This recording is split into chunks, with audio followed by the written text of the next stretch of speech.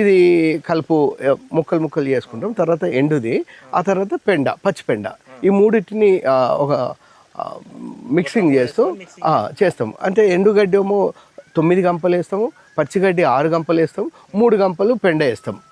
ఇదే రేషియో తోటి మేము దాన్ని డ్రమ్ నిండా నింపుతాం. దాన్ని నిండా నింపిన తర్వాత మనం ఇట్లా మళ్ళీ మనము చేసుకుంటాం. ఇది మొత్తంగా హీటు జనరేట్ కావడం వల్ల మొత్తంగా అది కంపోస్టు అది అవుతుంది. ఈ వర్షం పడ్డది కాబట్టి కొంచెం లూజ్గా అయ్యింది. మామూలుగా నీళ్ళు తడి పొడిగానే ఉంటుంది. నార్మల్గా మీరు వేస్తారు కదా, మొత్తం అయిపోయిన తర్వాత ఎండబెడతారా ఎట్లా మరి?